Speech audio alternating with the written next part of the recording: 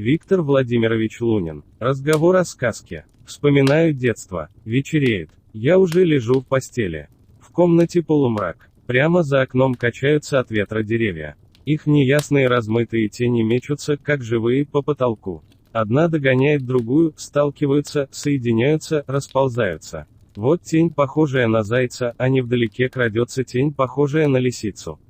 Еще миг, и лиса догонит зайца. А может, это не лиса. Вон как тень разрослась. Теперь она похожа на карету или даже на автомобиль. Автомобиль едет по потолку мимо абажура, слегка задевая его колесом, сначала вперед, потом назад. А между тем в окно из-за ветвей заглядывает луна. Тени становятся резче, сказочней.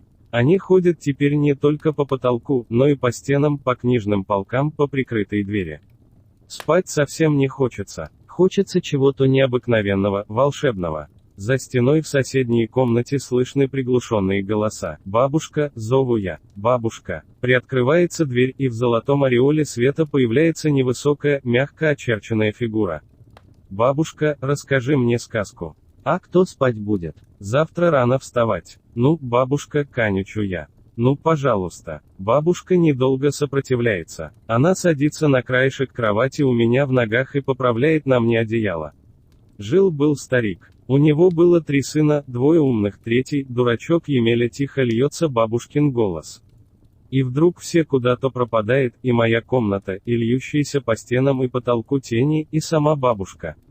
А вместо них появляется перед глазами каменный дворец с золотой крышей, и говорящая щука, и Красная Мария Царевна. Я вижу их ясно. Мне даже начинает вдруг казаться, что Емеля — это я, и все происходящее с ним происходит и со мной. Это я поймал щуку, это меня она научила говорить по щучьему велению, по моему хатенью. Как я любил эти бабушкины сказки, как ждал ее рассказов, чтобы еще и еще раз погрузиться в удивительный мир фантазии, где кони летают по небу, дворцы вырастают за одну ночь, а звери говорят человеческим голосом. Верил ли я в реальность сказки? И верил, и не верил. Но мне хотелось верить. Почему? Да потому, что чудеса сами по себе прекрасны. А еще потому, что в результате всех этих чудес совершалось самое главное чудо, добро побеждало зло, подлый оказывался в дураках, мудрость брала верх над глупостью и справедливость торжествовала. Я не был похож на ту немецкую девочку, которая, прочитав в конце одной из сказок братьев Гримм слово «Если не веришь, плати талер», позвонила однажды в дверь Якоба Гримма, и когда тот открыл, протянула ему монету и промолвила: «Вот вам талер, я не верю в ваши сказки». Сказка почти всегда заканчивалась хорошо. Из любой беды герой сказки, принц ли, крестьянский сын или солдат, обязательно выходил победителем. Это интуитивно подсказывало, что и в моей жизни все будет хорошо, несмотря на трудности, которые ожидают в пути. А трудности, и этому тоже учила сказка, конечно же, будут. Только надо их не бояться, а стремиться преодолеть. В общем, сказка помогала в какой-то мере подготовиться к встрече с огромным взрослым миром. Все, что я пишу о своих ощущениях, естественно, соответствует и чувствам других детей. Фантастика и волшебство помогают понять реальность жизни и человеческих взаимоотношений. Однако некоторые истории заканчивались печально, а порою и трагично. И тогда я просил бабушку, чтобы она в следующий раз переделала конец сказки в счастливый. Не знаю ни одного ребенка, который бы этого не желал. Как я переживал, когда волк встречал Красную Шапочку, в какой ужас приходил, когда он проглатывал ее бедную, больную бабушку. А как хотелось сжаться, зажмуриться или броситься на волка с кулаками, когда на вопрос Красной Шапочки: «Зачем тебе такие большие зубы?» он рявкал: «Чтобы съесть тебя». Но зато какую радость, какой восторг испытывал я, когда и бабушка, и Красная Шапочка выходили из живота волка живыми и невредимыми. Ради такого замечательного конца стоило перетерпеть все ужасы и страхи этой сказки. А вот сказку «Колобок» я каждый раз просил переделать. Пусть Колобок самодовольный и самонадеянный, все равно было жалко беднягу и совсем не хотелось, чтобы лиса его съела. Современные бабушки обычно знают на память немного сказок. Если десяток наберется, то и слава богу. Моя не была исключением. И тогда бабушка стала мне сказки читать. Чтение Бабушка смотрела на эти ровные ряды черных маленьких значков, этих черточек, загогулин и закорючек, а получалось, что она может рассказывать таким образом сказки даже лучше, разнообразнее и богаче, чем раньше. Это было само по себе волшебство. Я готов был слушать бабушку целыми днями. Сколько же сказок с тех пор прочитано? Русских и английских, французских и польских, датских, шведских и испанских. И нет среди них таких, которые бы мне не нравились. Бывали сказки, похожие друг на друга и не похожие, бывали веселые и грустные, длинные и короткие. А вот скучные и глупые не попадались никогда.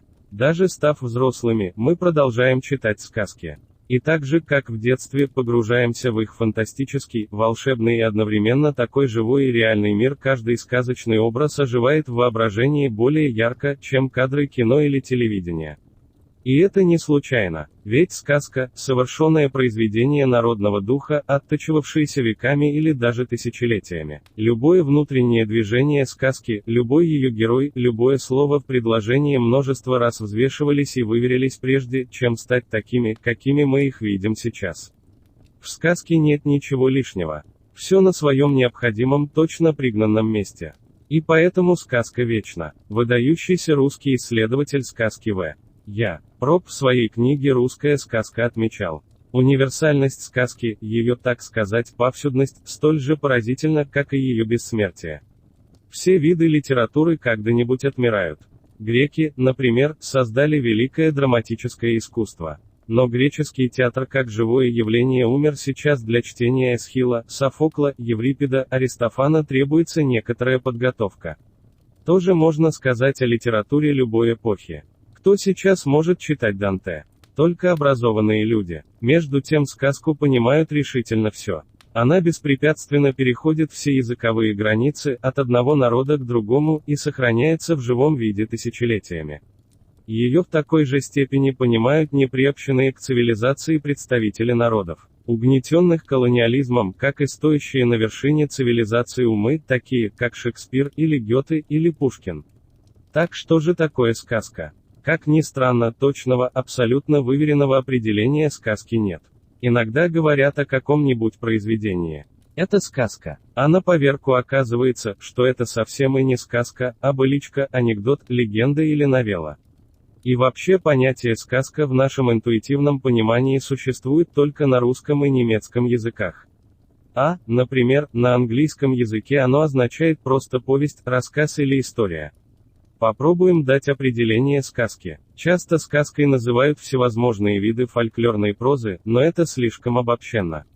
Поэтому лучше воспользоваться определением, которое дал крупнейший русский исследователь и собиратель сказок И. Никифоров. Сказки – это устные рассказы, бытующие в народе с целью развлечения, имеющие содержанием необычные в бытовом смысле события фантастические, чудесные или житейские и отличающиеся специальным композиционно-стилистическим построением. Один Никифоров И. Сказка, ее бытование и носители.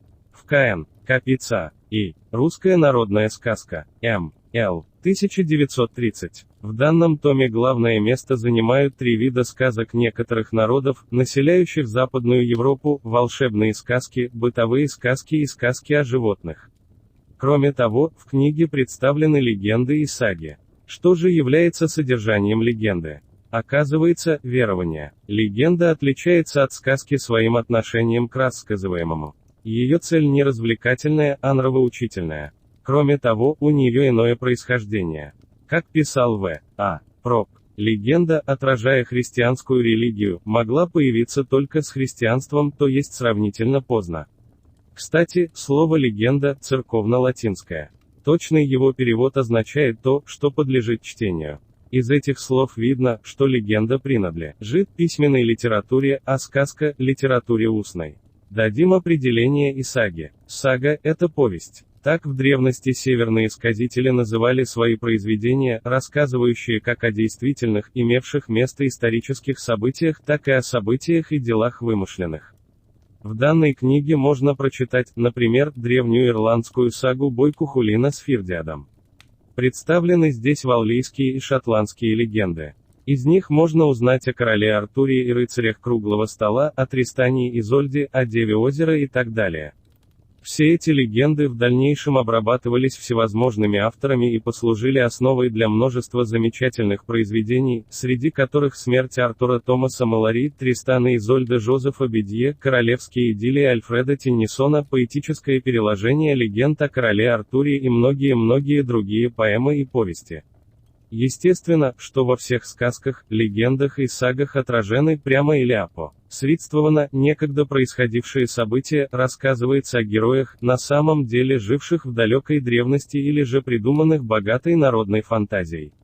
Из этих произведений можно узнать, какие верования и поверья, обычаи и взгляды были у людей, их создавших. Для какого же слушателя или читателя создаются сказки? Для любого. И для маленького, и для большого. В начале 20 века знаменитый английский поэт Уолтер де ла Мэр составил огромный том стихотворений английских поэтов различных веков с подзаголовком «Стихи для детей всех возрастов, от 2 до 80». Это парадоксальное название дано было книге не случайно, ибо поэт понимал, что лучшие детские стихи вневозрастны и интересны любому человеку. То же самое можно сказать и о сказках. Недаром многие сказки были, по сути дела, созданы не для детей, а для взрослых, и только спустя какое-то время стали детским чтением. Примеров тому множество. Это сказки Ш. Перо и путешествия Гулливера С. Свифта, сказки В. Гауфа и сказки Э. Т. А. Гофмана, а также сказки А. С. Пушкина и конек-горбунок П. Ершова. Форма сказки компактная, емкая, и манера изложения сказки неназидательная, с виду такая незатейливая, обычно освещенная мягкой улыбкой рассказчика, позволяют передать не только наиболее характерные качества человека, но и выхватить самые глубинные, самые скрытые его черты и в общедоступной форме для любого слушателя или читателя показать, что хорошо, а что плохо. Возьмем, к примеру, испанскую сказку «Крестьянин и молодые сеньоры». В ней рассказывается о некоем вроде бы простаке крестьянине, мечтавшем увидеть короля и считавшем, что тот должен быть не таким, как все остальные люди, а непременно великаном. Но вот крестьянин попадает в город и быстро убеждается в своей наивности. Когда же над ним начинают насмехаться молодые городские бездельники, то этот простак оказывается на поверку гораздо более находчивым, чем они, и оставляет их в дураках. Находчивость, житейская сметка, мудрость, качества, постоянно восхваляемые и выделяемые в сказках самых разных народов. Неважно, что герой сказки беден. Зато он умен, изворотлив и с честью выходит из любого затруднительного положения. Простые люди, бедняки вроде маленького галисийца из испанской сказки «Маленький галисиец» чаще всего выступают в качестве таких героев. Но нередки случаи, когда героями сказки становятся зажиточные горожане и священнослужители. Так, во французской сказке «Берон» рассказчик целиком стоит на стороне героя-горожанина, который постоянно потешается над двумя своими дураками-приятелями, то свой старый цилиндр им продает, то тросточку, то глиняный горшок, выдавая их за волшебные. В португальской сказке «Бульон из камня», очень напоминающей нашу русскую сказку про суп из топора, героем, находчивым и остроумным, оказывается аббат. Во французской сказке «Старый горшок с золотыми икю» богатый кюре сумел легко перехитрить соседа-сапожника, позарившегося на его деньги. А в сказке «Святой Граммар» кюре, поставив на празднике перед народом вместо статуи святого Граммара, похожего на нее как две капли воды кузнеца, ловко обводит вокруг пальца простодушных крестьян. И это не случайно, ведь в странах Западной Европы религия играла и играет очень важную и далеко не всегда отрицательную роль в жизни людей. И хоть над носителями культа там порой и подтрунивают, однако относятся к ним с большим уважением. В небольшой испанской сказке «Кто стучит» замечательно высмеивается обычай знатных испанских дворян иметь несколько имен. Ночью, в страшный ливень, старуха не открывает дверь путнику только из-за того, что тот на вопрос «Кто стучит?» называет сразу множество своих имен. И старуха страшно пугается, считая, будто к ней в дом хочет ворваться целая шайка разбойников. Удивительная испанская сказка про жадного мельника. Некий мельник, скупой и жадный, много работал на своей старой мельнице, а зарабатывал гроши. Проезжавший мимо мельницы король увидал, как трудно приходится мельнику, пожалел его и передал ему в пироги огромную сумму денег, 500 золотых дукатов, чтобы мельник построил несколько мельниц и разбогател. Каково же было удивление короля, когда, проезжая по тем же местам через 3 месяца, он увидел, что там ничего не изменилось, и мельник по-прежнему трудится на старой мельнице. «Почему ты не построил себе 3 новых мельниц и не стал первым богачом в округе?» — рассерженный спросил у мельника король. «Сеньор король», — прошептал тот, — «у меня не было ни минуты времени, чтобы заняться постройкой. Не мог же я остановить жернова, если каждый их поворот приносит мне деньги. Этого мельника жалко, но ведь он сам виноват в своей бедности. А мы сами часто не так ли ведем себя, как этот мельник? Вроде бы скупость порою похожа на бережливость, но какие они разные. Сколько бед приносит скупость. Вот испанская сказка «Сеньор Скряга». В ней рассказывается о том, что скряга, если ему мешают наживаться, становится злом, которое губит доброту и справедливость. Он делает это цинично, не испытывая ни малейших угрызений совести. А доброта и справедливость не могут ему противостоять от того, что грязные, дурные средства им противопоказаны. И это трагично, но тем не менее сказка эта призывает людей не отчаиваться и верить, что когда-нибудь справедливость наступит. Что для этого нужно сделать? Быть справедливыми друг к другу. Но часто ли это бывает? Часто ли мы, возмущаясь несправедливостью других, ведем себя справедливо сами? Во французской сказке неугомонный петушок-король занимает у петушка деньги, обещая вскоре их отдать. Но не отдает. И это несправедливо. Петушок обозлен. Он с помощью приятелей, ворона, волка и лисы, отбирает деньги у короля. Казалось бы, справедливость восстановлена. Мы ждем, что сейчас петушок поделится золотом с приятелями, которые ему оказали неоценимую услугу. Но не тут-то было. Петушок пошел в пират и даже не оглянулся. И рассказчик обращается к слушателям. Вы, конечно, недовольны, ведь обидел петушок ворона. И лису обидел, и волка обидел. Эх, да что там говорить. Вы совершенно правы. Но скажите по совести, разве справедливость такая уж частая наша гостья? И вот что еще интересно, а как бы вы сами поступили на его месте? Незаметно и ненавязчиво мудрый рассказчик этой сказки способствует воспитанию человека в духе справедливости. Справедливость, которой так не хватает в жизни, почти всегда торжествует в сказках. Добрый слепой брат во французской сказке «Как не уберегли звери своей тайны» становится зрячим и женится на красавице, а злой брат гибнет. Кстати, погибают в сказках не так уж часто. Обычно злых и коварных братьев, сестер или мачех просто выгоняют из дома, города, королевства. Ведь жестокость в принципе народу не свойственна. Однако идея о неотвратимости расплаты, наказания, которые сродни справедливости, в сказках присутствует. Так, во французской сказке «Откуда совы взялись», схожей смыслом со сказкой о рыбаке и рыбке. С. Пушкина, владыка неба наказывает жадного старика и его жену за чрезмерное желание самим стать владыками мира. Он превращает их, как он говорит, в ночных владык. Сов, а фея из английской сказки «Дочка пекаря» превращает в сову за грубость и бессердечность хорошенькую юную гардечку. В шотландской легенде серебряная дудочка Макримонса злые слова, необдуманно брошенные серебряной дудочки волынщикам из рода Макримонсов, приводят к тому, что род Макримонсов теряет свой волшебный музыкальный дар. И это справедливо, хотя и обидно. Точно так же справедливо, пусть и жестоко, наказала своего любимого русалка из шотландской сказки «Русалка и неверный Эндрю». Она приковала его прочной золотой цепью к стенке своей пещеры за то, что он, сначала искренне ее любивший, со временем стал пренебрегать ею и больше времени проводить с приятелями и с прекрасными дамами. Даже нечаянно содеянная несправедливость в сказках наказывается. По шотландскому поверью, в древности в каждой фермерской усадьбе, в каждой хижине водился свой малютка Брауны, то есть домовенок, который каждую ночь спускался по каминной трубе и наводил в доме порядок, начищая все и отмывая. Но делал он это только если его не обижали. И вот, когда симпатичный, но непослушный мальчишка, сын хозяйки дома, из шотландской сказки «Я», сам по случайности выбрасывает кочергой уголек прямо на ногу малютки Брауны, тот навсегда покидает этот дом и семья остается без добровольного помощника. Замечательны в этом сборнике волшебные сказки. Каких только приключений не совершают их герои. Они встречаются не только с малютками Брауны, но и с другими необычайными существами, плодом богатой и разнообразной народной фантазии. На их пути встают колдуны и чародеи, эльфы и феи, великаны и карлики. Лешие заманивают их в леса и болота, водяные, в реки и озера. Тут и там, в горах и чащах всех этих Кристоферов из Драксхольма, плотников из Орля и партнижек из Ланкашира подстерегают страшные кривые тролли, черти и даже сама смерть в виде противной злой старухи. Но герои сказок почти всегда умудряются их перехитрить и победить. Так удалось облапошить черта по прозвищу Старый Эрик Шкиперу из остроумной норвежской сказки «Шкипер и черт».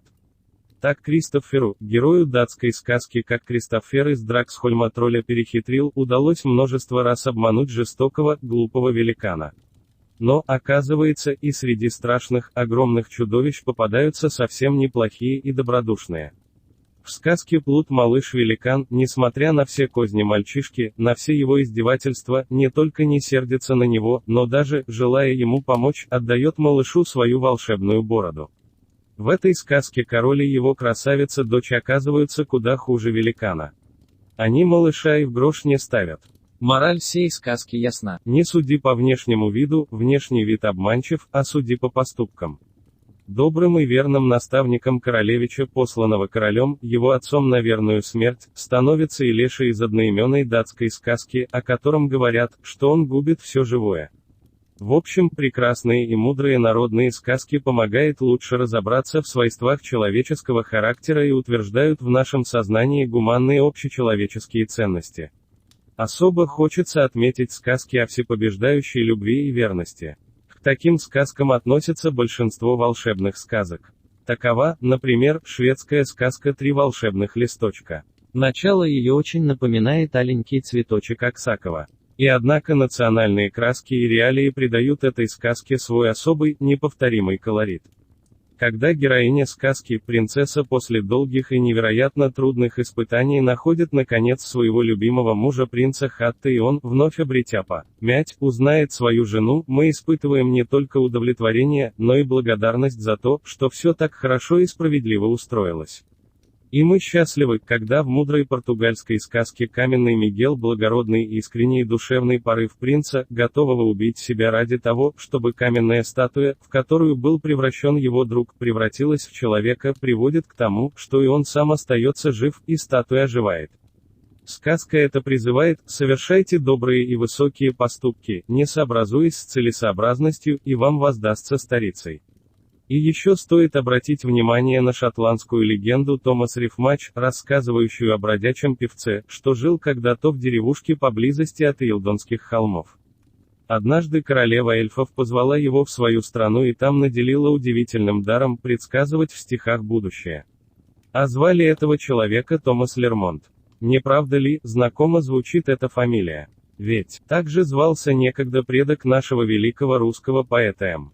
Ю. Лермонтова. И может быть, волшебный поэтический дар Лермонтова не случайен. Сказки – одна из наиболее богатых и ярких форм народного творчества. Сказки – вечно ищущая правды и справедливости, любви и счастья душа народа, воплощенная в слове.